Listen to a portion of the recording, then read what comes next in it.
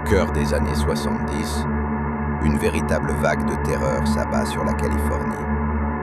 Parmi les figures les plus marquantes de cette période sombre, un homme surnommé le Géant se distingue autant par sa taille imposante que par la nature glaçante de ses crimes. Edmund Emil Kemper III, tout simplement Ed Kemper, est un tueur en série dont le nom reste gravé dans l'histoire criminelle américaine. Mesurant près de 2 mètres, doté d'une force physique extraordinaire, il est l'auteur de 10 meurtres sauvages, dont ceux de jeunes étudiantes, sans oublier un crime qui choque profondément, l'assassinat de sa propre mère. Mais Ed Kemper n'est pas seulement un bourreau, c'est aussi un homme intelligent, capable de manipulation psychologique complexe. Dès son plus jeune âge, des signaux inquiétants annoncent son sombre destin. Au fil de ce documentaire, nous allons explorer la vie d'Ed Kemper depuis ses origines, ses premiers troubles psychologiques, ses premiers actes violents, jusqu'à son arrestation et son parcours en prison. Nous tenterons de comprendre qui était cet homme capable du pire et comment il a pu berner plusieurs fois les experts avant de finir derrière les barreaux. Préparez-vous à plonger dans l'esprit torturé d'un des tueurs en série les plus effrayants de son époque. Edmund Emil Kemper III naît en décembre 1948 dans une petite ville de Californie. Très tôt, sa taille hors norme lui confère une présence physique imposante. Mais ce n'est pas seulement son corps qui impressionne. L'enfance d'Ed est marquée par des tensions familiales profondes et un isolement croissant. Sa relation avec sa mère est particulièrement conflictuelle. Cette dernière, une femme autoritaire et distante, le traite avec dureté et mépris, ce qui nourrit chez le jeune garçon un ressentiment intense. Très vite, Ed développe un sentiment d'infériorité doublé d'une colère rentrée. Dès l'adolescence, des comportements inquiétants apparaissent. Ed commence à détruire des animaux, un signe classique de trouble chez les futurs tueurs. Il avoue plus tard avoir tué les chats et chiens du voisinage, un acte qui illustre sa brutalité naissante. Au lycée, il est un étudiant brillant sur le plan intellectuel, mais socialement isolé. Sa grande taille et sa timidité lui attirent le rejet. En parallèle, il entretient des fantasmes morbides, notamment l'envie de tuer sa propre mère.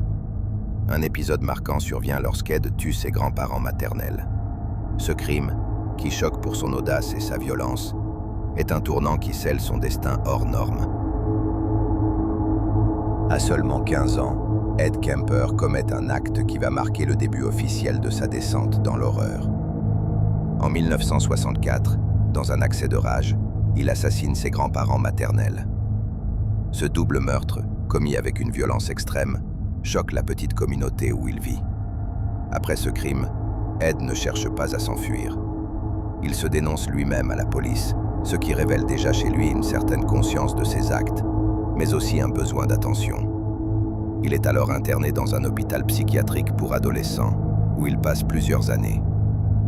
Durant son internement, les psychiatres notent son intelligence remarquable, ainsi que son comportement calme et coopératif, malgré la gravité de ses crimes.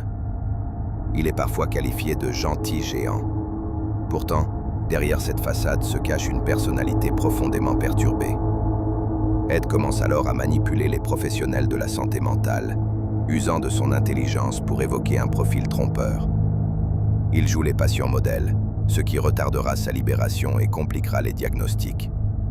Son internement sera néanmoins un moment clé de sa vie, car c'est là qu'il construit peu à peu sa stratégie psychologique. Après avoir passé près de 6 ans en hôpital psychiatrique, Ed Kemper est considéré comme guéri et relâché à l'âge de 21 ans. Mais derrière cette apparente guérison se cache une tension prête à exploser. Son intelligence aiguisée et son calme apparent lui permettent de cacher son côté obscur.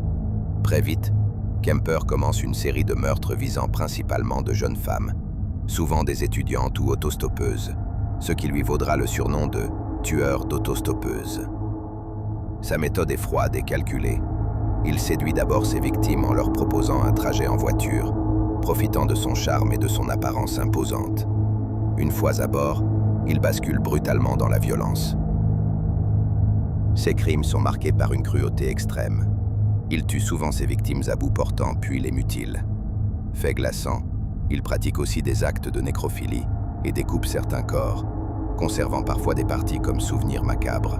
Mais ce qui rend Ed Kemper particulièrement effrayant, c'est sa capacité à manipuler et à berner ceux qui l'entourent. Il garde un emploi stable, est vu comme un homme poli, intelligent, sans signe extérieur de violence. Les policiers ne le soupçonnent pas, tout comme les psychologues avec lesquels il échange parfois. Pendant ces années où il sévit, il multiplie les conversations avec des psychologues, au cours desquelles il se montre coopératif et même lucide, mais sans jamais avouer ses actes. Il utilise cet échange pour mieux comprendre comment éviter de se faire attraper. Un exemple marquant de sa manipulation est sa relation avec les enquêteurs.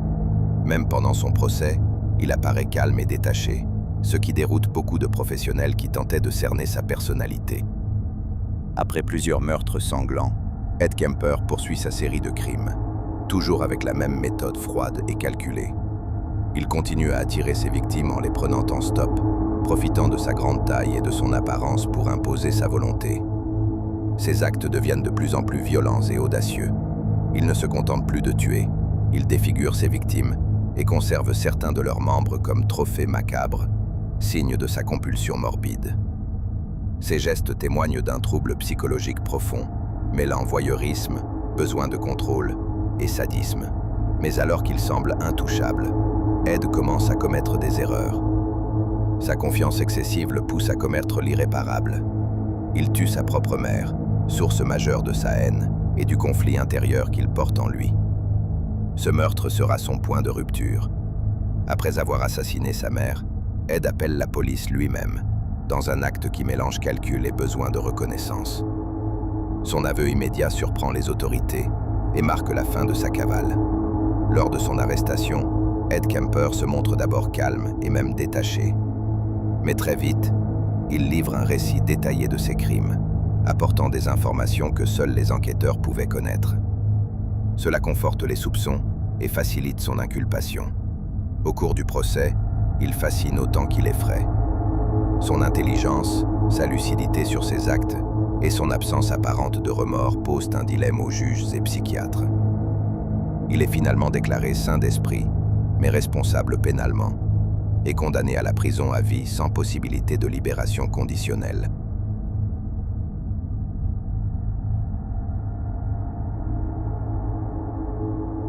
L'arrestation d'Ed Kemper marque la fin d'un véritable périple meurtrier qui aura semé la terreur en Californie pendant près de 10 ans. Après avoir assassiné de sang-froid 10 victimes, dont sa propre mère, il met fin lui-même à cette spirale mortelle en appelant la police.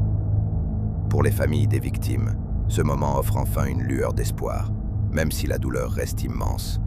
La communauté est profondément choquée, incapable de comprendre comment un homme aussi imposant et intelligent a pu commettre tant d'atrocités sous leur nez. Du côté de sa famille proche, les relations étaient déjà empreintes de tensions et d'hostilité, notamment avec sa mère qui l'a assassiné. L'arrestation d'Ed scelle définitivement la rupture. Il est désormais coupé du monde, condamné à passer le reste de sa vie en prison, loin de ceux qui l'a tant blessé. En prison, Ed Kemper devient un sujet d'étude pour les psychologues et criminologues, mais reste un prisonnier isolé, sans possibilité de libération. Sa capture met fin à une longue traque et ouvre la voie à une meilleure compréhension de ce que peut être l'esprit d'un tueur en série, froid et méthodique, capable de tromper son entourage pendant des années. Après son incarcération, Ed Kemper ne cesse de surprendre par sa coopération avec les forces de l'ordre et les experts en psychologie criminelle. Contrairement à beaucoup de tueurs en série qui refusent de parler ou minimisent leurs actes, Kemper s'ouvre aux enquêteurs, partageant des détails précis sur ses motivations, ses méthodes et son fonctionnement psychologique. Cette collaboration précieuse a permis au FBI, alors en pleine réflexion pour améliorer la compréhension des tueurs en série, de développer et affiner les techniques de profilage criminel. Les informations fournies par Kemper ont servi de base à la constitution de profils comportementaux, permettant aux enquêteurs d'anticiper les actions des criminels similaires. Son témoignage a aussi donné naissance à un changement dans la manière d'aborder les enquêtes sur les meurtres en série, donnant plus de poids aux aspects psychologiques et sociologiques. La méthode dite du profilage est aujourd'hui un outil incontournable dans la traque de ce type de criminels. Ainsi, bien que marqué par un parcours meurtrier terrifiant, Ed Kemper a indirectement contribué à faire évoluer la justice et la police, aidant à prévenir d'autres drames. Son cas demeure une référence majeure dans l'histoire du crime et de la criminologie moderne. Merci d'avoir découvert avec nous l'histoire glaçante d'Ed Kemper. Si cette vidéo t'a plu, n'hésite pas à la liker, ça nous aide beaucoup.